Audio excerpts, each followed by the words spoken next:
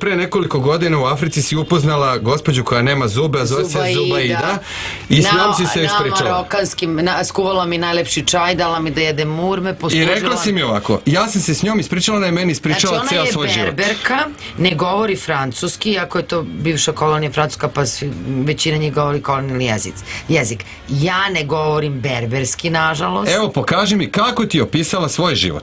Ustani, molim te, pokaži mi. Sve mi objasni. Dakle, evo ja ću da prevelim. Ona je meni rekla da je ona 2 put bila trudna. Znači ako, 2 dvoje dece. Jedno je muško, drugo je žensko. Dobro. Žensko dete je udala kao treću... Kako udala? Udala kao treću ženu muža na planinama koji ima pare. Dobro.